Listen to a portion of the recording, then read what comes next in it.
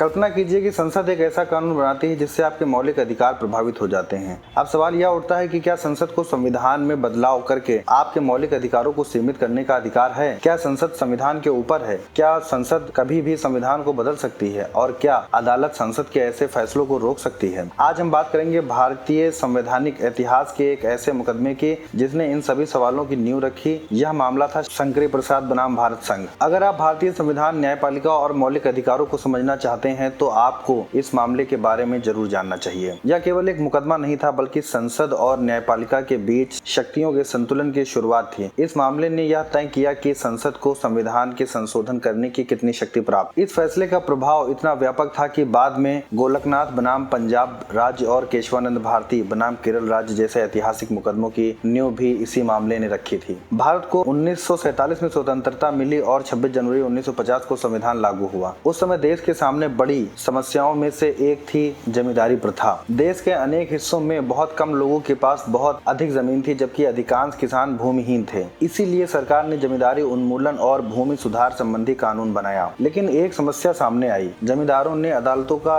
दरवाजा खटखटाया और दावा किया कि सरकार के ये कानून उनके मौलिक अधिकारों का उल्लंघन कर रहे हैं। विशेष रूप से उन्होंने अनुच्छेद 14 और अनुच्छेद 19 और अनुच्छेद 31 का हवाला दिया। सरकार के सामने एक कठिन चुनौती खड़ी हो गई। एक और सामाजिक न्याय था और दूसरी ओर मौलिक अधिकार। इस चुनौती से निपटने के लिए संसद ने 1951 में इस संशोधन के अंतर्गत 2 नए अनुच्छेद जोड़े गए, अनुच्छेद 31A और अनुच्छेद 31B। इसके साथ ही संविधान की 9वीं अनुसूची भी बनाई गई। इस अनुसूची में शामिल कानूनों को न्यायिक समीक्षा से सुरक्षा प्रदान की गई। सरकार का उद्देश्य भूमि सुधारक कानूनों को अदालतों में चुनौती से बचाना था। लेकिन यहीं से विवाद शुरू हुआ। शंकरी प्रसाद और अन्य याचिकाकर्ताओं ने सर्वोच्च न्यायालय में याचिका दायर की। उन्होंने कहा कि संविधान का पहला संशोधन उनके मौलिक अधिकारों का उल्लंघन करता है। याचिकाकर्ताओं ने विशेष रूप से अनुच्छेद 13 का उल्लेख किया। अनुच्छेद 13 कहता है कि राज्य ऐसा कोई कानून नहीं बनाएगा जो मौलिक अधिकारों का उल्लंघन करता हो। यदि ऐसा कानून बनाया जाता है तो वह शून्य माना जाएगा। याचिकाकर्ताओं का तर्क था कि संविधान संशोधन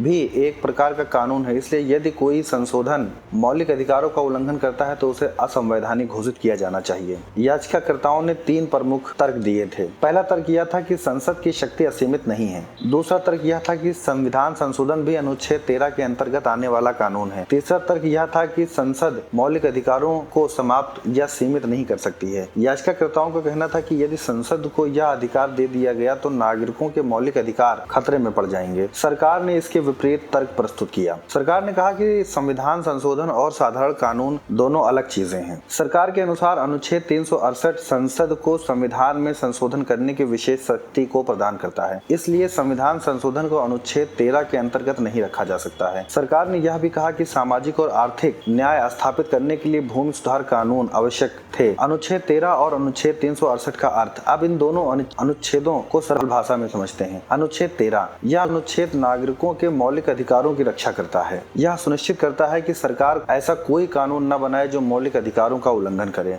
और 368 अनुच्छेद, यह अनुच्छेद संसद को संविधान में संशोधन करने की शक्ति प्रदान करता है। यही प्रश्न सर्वोच्च न्यायालय के सामने था कि संविधान संशोधन को सामान्य कानून माना जाए या फिर उसे एक विशेष श्रेणी में रखा जाए। सर्वोच्च न्यायालय ने सरकार के पक्ष में फैसला सुनाया। न्यायालय ने कहा कि अनुच्छेद 368 के अंतर्गत संसद को संविधान में संशोधन करने की शक्ति प्राप्त है। न्यायालय ने यह भी स्पष्ट किया कि अनुच्छेद 13 में जिस कानून का उल्लेख किया गया है उसमें संविधान संशोधन शामिल नहीं है।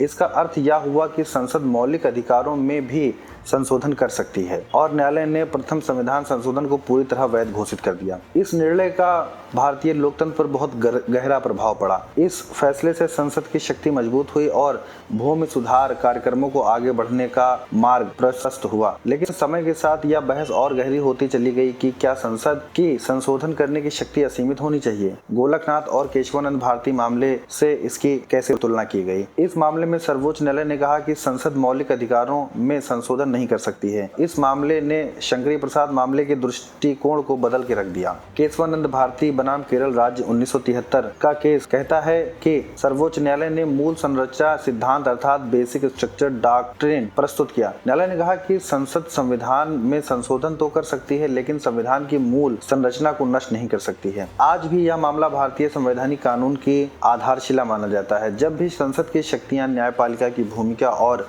मौलिक अधिकारों की चर्चा होती है तब इस मामले का उल्लेख आवश्यक किया जाता है। इस फैसले ने भारतीय लोकतंत्र में शक्तियों के संतुलन की एक नई परंपरा की शुरुआत की। शंकरी प्रसाद बनाम भारत संघ का मामला केवल एक कानूनी विवाद नहीं था, बल्कि यह प्रश्न का उत्तर खोजने का प्रयास था कि संविधान का अंतिम संरक्षक कौन है, संसद, न्यायपालिका या स्वयं संविधान। इस प्रश्न का उत्तर खोजने की यात्रा आज भी जारी है। जैसा कि मैंने आपसे पहले वीडियो में बोला था कि हम 40 वीडियोस की एक सीरीज बना रहे हैं जिसमें अलग अलग जजमेंट पर बात करेंगे। अगर वो सारे वीडियो आप देखना चाहते हैं तो आप इस चैनल को सब्सक्राइब कर लीजिए, फॉलो कर लीजिए और ये रेड वाला जो आइकन है इसको आप प्रेस कर लीजिए। ये बिल्कुल फ्री में सब्सक्राइब हो जाएगा। आप हमसे जुड़े रहिए ताकि आप पूरी सीरीज को देख सकें और कुछ सीख सकें। अपने दोस्तों के साथ उसको शेयर करिए, खास करके उनके साथ जो लॉ की तैयारी कर रहे हैं या LLB कर रहे हैं या जुडिशरी की तैयारी कर रहे हैं या वकालत कर रहे हैं। धन्यवाद।